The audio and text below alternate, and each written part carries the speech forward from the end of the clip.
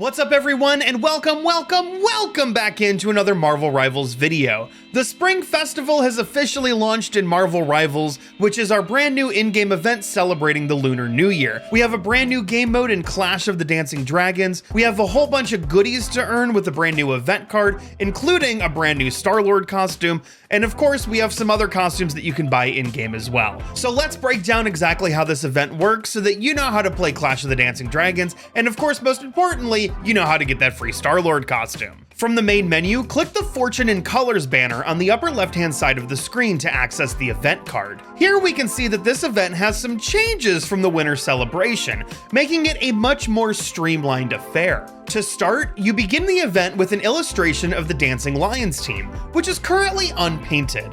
The goal of the event is to paint in the entirety of the illustration. There's only one currency to worry about this time, Dan King dye. This is a magical dye said to bring the figures in a painting to life.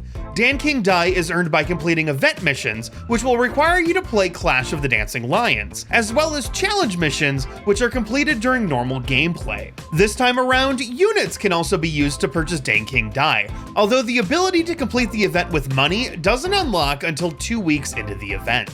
Once you have 100 dye, you are able to paint part of the illustration. 10% of the picture will be painted, and you will also unlock a reward for doing so. And here is where we earn all of our free rewards for this event. In order, you will unlock the Drum and Roar nameplate, the Snake's Luck spray, 200 chrono tokens, the Lion's Mane nameplate, the Lion's Mane spray, another 200 chrono tokens, the Lion's Roll emote for Star-Lord, the Lion Dance MVP intro for Star-Lord, Star-Lord's Lion's Mane costume, and finally, the Of Festival and Friends gallery card. And now that we understand how the event works, let's talk about that brand new game mode, Clash of the Dancing Lions. This mode is a 3v3 game mode where teams will face off in a soccer-inspired sporting match. Each team is comprised of Black Widow, Star-Lord, and Iron Fist, and each player on the team must choose a different hero. The goal of the game is to run the ball into your opponent's goal. Trying to shoot the ball into the goal does nothing. It must be carried in. Entering the goal from either side earns your team 1 point. Walking in from the center earns your team 3 points. The winner is whichever team is the first to score 10 points, or whichever team has the most points at the end of 4 minutes. Let's take a look at each hero's abilities in this mode. All 3 heroes have the moves Lion's Launch and Ferocious Throw.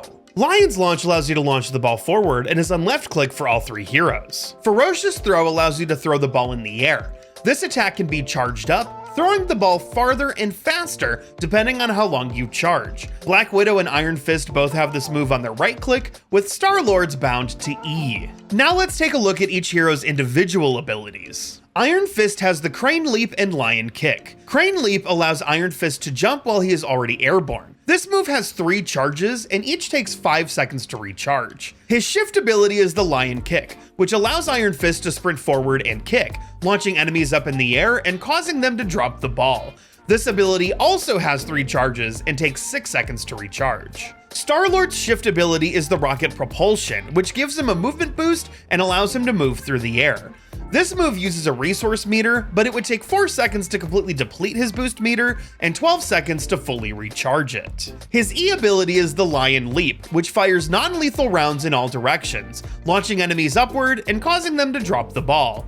This ability is on an 8-second cooldown. His right click is the Celestial Leap, which allows Star-Lord to dodge in the current direction of his movement. He also gains the Unstoppable and Invincible buffs while using this move. This ability has 2 charges and is on a 5-second cooldown. Black Widow's shift ability is Fleet Foot, which allows her to sprint when holding down the shift key. In this mode, Black Widow has infinite sprint, but no jump boost while sprinting. Her E ability is the Lion Dancer, which, you guessed it, allows her to lunge forward, kick, throw enemies up in the air, and cause them to drop the ball. This ability is on a 3-second cooldown. And now that we know how each character plays, let's talk about a few tips to get you started in Clash of the Dancing Lions. It should be noted that each hero's ability that causes another player to drop the ball cannot be activated while they are currently in possession of the ball. This means that if you have the ball, you are very vulnerable to attack. Although each hero sounds similar on paper with an attacking kick and a movement option, the 3 heroes play surprisingly differently and have defined strengths and weaknesses. Because he can hold multiple charges of his Lion Kick, Iron Fist is the best goalie of the 3. A mixture of jumps and kicks should be able to catch even a sprinting Black Widow, and his multiple jumps allows him to get up into the air to stop a flying Star-Lord. If you miss with one of your kicks, you're okay. Just try again, land a kick, steal the ball, and chuck it away from your goal. Black Widow is absolutely the character who should be playing the furthest up. While she has no verticality, her speed while sprinting is unmatched. Run past the enemy team, wait for an incoming pass, and then sprint like heck into the enemy goal. Once you're going, there is very little that the enemy team can do to stop you. Star-Lord is the best midfielder, able to mix between offense and defense. His Lion Leap does the most knockback of any attack, allowing him to knock enemies away and then take possession of the ball. His rocket propulsion also allows him to take to the skies with the ball, leaving Black Widow powerless to stop him, and forcing the other heroes to blow cooldowns in order to catch him. With proper timing, Star-Lord's Celestial Leap even allows him to dodge enemy attacks. An enemy can't steal a ball that you don't have. If you're Black Widow with an open field ahead of you, throw the ball forward, then sprint up, grab the ball, and then throw it again as needed. This keeps you from losing the ball to a stray Iron Fist kick from behind, and with your sprint, you should still be able to run ahead and reclaim the ball. The ball only spawns in the middle of the field at the start of the game. Once a team scores, possession of the ball begins with one of the members of the other team. If you're a Star-Lord who starts with the ball, you can easily score against a less skilled team. Once time begins, fly upward over the entire enemy team. Once you run out of fuel, dodge twice forward, and then use your tiny bit of recharged fuel to finish flying into the goal. Especially if the Iron Fist doesn't realize what you're doing, you should score without issue. In this mode, managing your cooldowns is extremely important.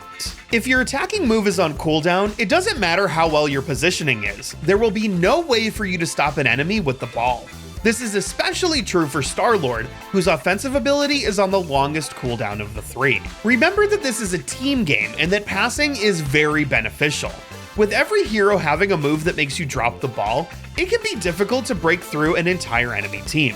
It's much easier to pass the ball to a teammate who's already behind enemy lines. And of course, just be sure to have fun. This is a silly little arcade mode that doesn't matter. So don't be a jerk when you lose, and definitely don't be a jerk when you win. There are also new paid cosmetics with this event. Since Star-Lord's cosmetics are free, his teammates' Dancing Lion skins must be purchased. These skins follow normal pricing. The Iron Fist costume is legendary tier, so it costs 2,000 units for the costume or 2,200 units for the bundle. Black Widow's costume is epic tier, so it's 1,400 units for the costume or 1,600 units for the bundle. There's also a bundle to get both bundles bundled. You can get both bundles for 2,800 units if you buy them together, and this discount lasts the entirety of the event. As far as my own thoughts on the Spring Festival, I actually think that this is a pretty decent step up from the Winter Celebration. I've really enjoyed my time so far with Clash of the Dancing Dragons. As much as I joked that it was just a complete ripoff of Lucio Ball in a game that's already a pretty hefty inspiration of Overwatch, I actually found this mode to be pretty distinct.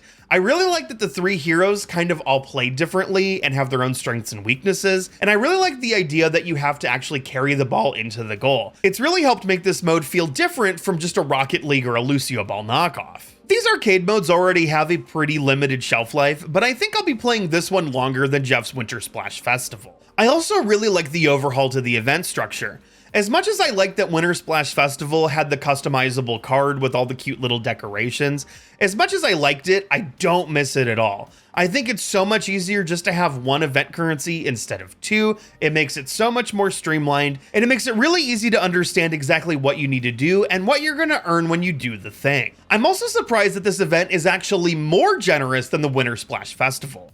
I already thought that giving out an entire cosmetic set for free for just playing this limited in-game event was pretty generous, but here we're actually getting even more value. Yeah, the chrono tokens are a little bit of a throwaway, but you're getting an additional nameplate and an additional spray with this event, and that's not a whole lot extra, but it is noted and it is appreciated. I'm also just a big sucker for the minor touches. I really like that when you preview the unfinished painting, you can move your cursor around and you can kind of paint in the little spots and see what it's gonna look like once you actually unlock the painting parts of the painting. These are the kind of things I felt like were missing from the Winter Splash Festival that I really like. If I had any complaints, it would be that you still can't play the limited time mode and earn progress towards your regular challenges. It's kind of ridiculous that I had a challenge that said play 10 games, and playing 10 games of Clash of the Dancing Lions does absolutely nothing to it. It would also just be nice to earn anything for playing this mode once you got your mode specific missions done.